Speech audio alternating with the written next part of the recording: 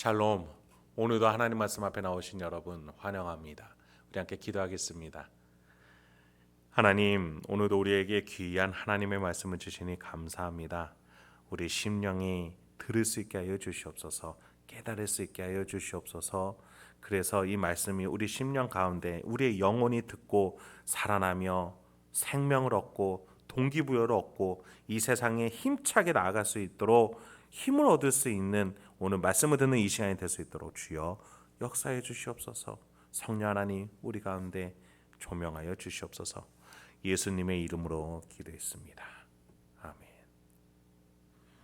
오늘 함께 살펴본 말씀 베드로전서 3장 13절에서 22절, 베드로전서 3장 13절에서 22절까지 함께 살펴보겠습니다. 오늘도 성실하시고 신실하신 하나님을 찬양합니다. 교회를 향한 베드로의 가르침이 이어져요. 1장에서 베드로는 각국에 흩어져 있는 신자들에게 편지한다라고 했죠.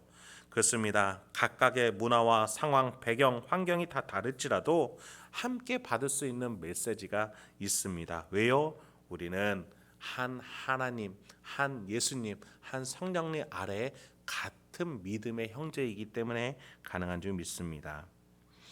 그 삼위일체 하나님 아래에서 오늘의 메시지, 현대를 살아가는 우리에게도 동일하기에 우리가 받고 순종할 수 있게 소망합니다. 13, 14절 먼저 보겠습니다. 또 너희가 열심으로 선을 행하면 누가 너희를 헤아리요. 그러나 의를 위하여 고난을 받으면 복이 있는 자니 그들이 두려워하는 것을 두려워하지 말며 근심하지 말고. 베드로는 여기서 해가 없을 것이다, 피해가 없을 것이다 라고 말해요. 이것은 우리에게 이 땅에서 핍박과 고난이 없을 거라는 말이 아니라 우리의 영혼이 이 땅에서 핍박을 받아도 우리의 영혼은 결코 해함을 당하지 않게 될 것이다 라고 말해주고 있는 것입니다. 우리가 하나님을 따라 섬김의 질서를 살아가느라 고난을 당하고 부당한 억울함을 당할지라도 우리의 육신은 아프고 힘들지라도 우리의 영혼만큼은 더 건강해지고 굳건해지고 믿음으로 세워질 줄 믿습니다. 왜요? 이 세상의 이 땅의 질서보다 더 넓게, 더 깊게, 더 강력하게 하나님의 질서가 흐르고 있기 때문입니다. 그 섬김의 질서가 흐르고 있기 때문이에요. 그래서 우리의 영혼은 더욱더 섬김의 질서로 인해 고난을 받을지라도 굳건해질 줄 믿습니다.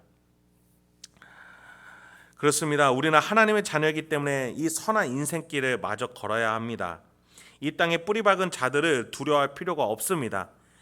여러분, 이 땅에서 살려고 우물을 판 사람이 우물이 없어질까 두려워하는 것이지, 나그네는 다시 길을 떠나 다음 목적지에서 하나님이 주실 일용할 그 물을 얻으면 되는 것입니다. 그래서 신자는 나그네 길이기 때문에 이 땅에서 얻을 것으로 인해서 두려움을 느끼지 않게 됩니다. 여러분, 그 땅에서 평생 살려고 하는 사람, 그 땅에서 평생 살려고 우물을 파는 사람이 우물이 없어질까 두려워합니다. 그러나 천국길을 가는 데 힘쓰고자 하는 사람, 하나님이 군대 주시는 물과 양식 쓸 것들을 믿고 기대하기 때문에 그 두려움과 근심이 없다는 것이죠. 여러분, 우리 신자들도 왜 필요한 것들이 없겠습니까? 사용할 것들이 있겠지요. 그래서 고민될 때도 있고 어려움이 있을 때도 있습니다. 그런데 신자는 그것 때문에 목숨을 걸지 않아요. 그것 때문에 인생의 방향을 틀어버리지 않습니다. 천국으로 가는 길에 하나님이 주신 휴게소들이 있기 때문입니다. 그런데 그 땅이 좋아서 휴게소에 집을 짓는 사람은 없죠. 지나가는 풍경이 좋다고 그곳에 집을 짓는 사람이 없습니다. 휴게소와 풍경을 잃을까 두려워하며 근심하는 사람은 그 땅에서 영원히 살 사람들입니다. 하나님을 향한 천국을 바라보지 못하는 사람들이에요. 여러분, 그래서 우리가 이 땅의 재물과 재산, 자녀의 성공, 이 세상에서의 안위 때문에 우리가 천국 가는 그 길을 멀리해서는 안 되겠습니다. 여러분이 천국 길을 향해서 나아갈 때 하나님이 그 모든 것들을 채워주실 것입니다. 그래서 우리는 온전히 천국을 바라보며 하나님 아버지를 향해서 살아가면 되는 거예요. 그렇습니다. 여러분, 휴게소는 휴게소일 뿐이에요. 지나가다 보이는 풍경이 멋지면 거기까지입니다. 우리 목적지에, 우리의 본향집, 우리 아버지가 있는 곳, 우리의 맏형이 있는 곳, 우리의 가족되는 성도가 있는 그곳, 저 천국을 향해서 나아갈 수 있는 우리가 되길 소망합니다. 15, 16절입니다. 너희 마음에 그리스도를 주로 삼아 거룩하게 하고 너희 속에 있는 소망에 관한 이유를 묻는 자에게는 대답할 것을 항상 준비하되 온유와 두려움으로 하고 선한 양심을 가지라. 이는 그리스도 안에 있는 너희의 선행을 욕하는 자들로 그 비방하는 일에 부끄러움을 당하지 않게 하려 함이라. 나그네 길을 걷고 있는 신자들에게 대답을 확고히 준비할 수 있다라고 말하고 있습니다. 왜요? 천국에 확신이 있기 때문이에요. 예수 따라 걷는 길이라고 말할 수 있습니다. 목적지에 천국이 있다라고 말할 수 있다라는 거예요. 그래서 오늘도 나는 손해볼지라도 거짓과 악함을 멀리하겠다, 선한 양심을 따라 살아가겠다, 성령 하나님이 살아계시는 이 양심을 따라 살아가겠다라고 말할 수 있다라는 것입니다. 여러분, 제가 계속해서 말씀드리지만 천국은 장소가 아닙니다. 그 천국 향해 가는 길도 장소가 아닙니다. 우리의 살아가는 이 인생이라는 시간입니다. 이 시간은 어떻게 살아내느냐가 중요한 것이에요. 여기서 다시 한번 영적 질서의 순리를 베드로는 말합니다. 신자의 나그네 인생길, 선한 양심의 길을 보고 악한 자들은 오히려 자신이 틀렸음을 알고 부끄러움을 당하며 진짜 가치 있는 인생이야말로 천국을 향해 나아가는 나그네 인생길이다라고 인정하게 될 것이라는 거예요. 여러분이 이 나그네 인생길, 섬김의 이 인생길, 이 땅에 미련 없는 인생길을 살아가실 때에 그것이 복음이 된다라고 베드로는 놀라운 영적 원리를 알려주는 겁니다. 그래요, 여러분은 보이는 구원이에요. 보이는 천국이에요. 보이는 말씀입니다. 보이는 복음이에요. 그래서 우리는 17절을 같이 고백하게 되는 거예요. 선을 행함으로 고난받는 것이 하나님의 뜻일진데 악을 행함으로 고난받는 것보다 나으니라. 할렐루야. 아멘. 우리의 확고한 신앙 고백은 경제적인 유익이 아닙니다. 타인에게 받는 인정이 아닙니다. 나 자신의 성취감 아닙니다. 하나님을 향한 확신으로 고난을 받을지라도 살아가는 선한 양심에 대한 확고한 확신인 줄 믿습니다. 이 지점에서 베드로가 귀한 모델링 한 예시를 그 다음에 소개해 줍니다. 누굴까요? 바로 예수 그리스도시죠. 특히 18절부터 22절까지 섬김의 질서를 세우신 예수 그리스도를 통해서 어떻게 온 세계가 변할 수 있었는지를 말해 줍니다.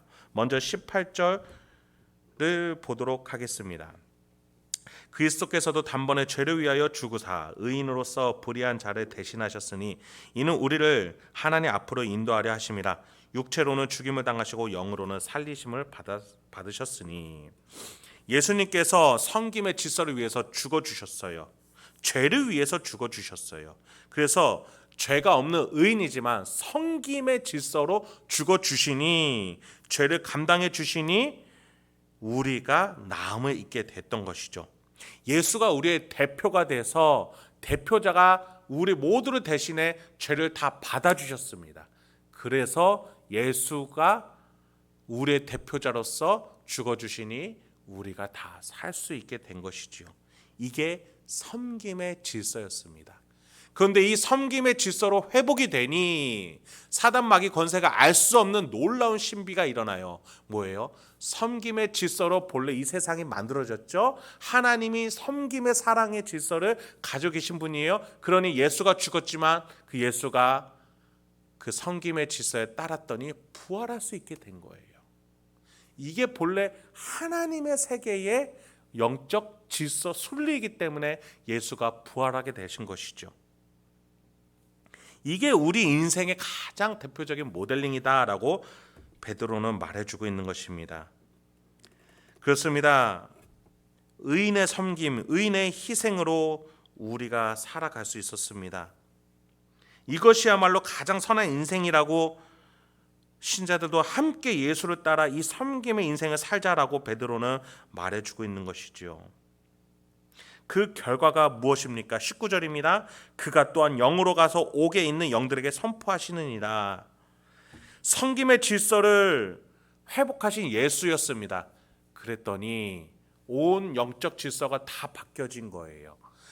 여러분, 하나님이 천군 천사를 만들었을 때 하나님을 섬기라고 만들었지만 그들은 섬김의 질서에서 이탈하고 그들이 섬김을 받으려고 스스로 높아지고자 했습니다. 그래서 하나님은 그들을 하나님만이 아시는 옥에다 가두셨습니다. 영들이 가두어지는 그 옥에서 그 영들이 있을 때 예수 그리스도가 선포하시는 것이죠. 섬김의 질서가 회복되었다. 하나님의 질서가 회복되었다라고 말이죠.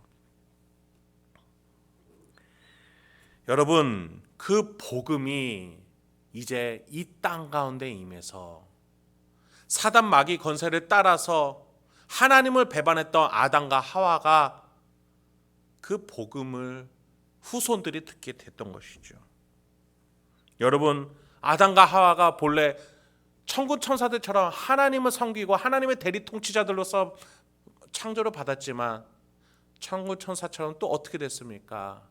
하나님을 배반하고 스스로 높아지고자 했죠. 그러나 예수 그리스도께서 섬김의 질서를 회복하시고 세우셨고 그 옥에 있는 영들에게 선포하시듯이 우리 인류에게도 선포하셨던 것입니다. 회복의 질서가 세워졌다고, 이 섬김이 회복되어졌다고 말이죠. 22절입니다.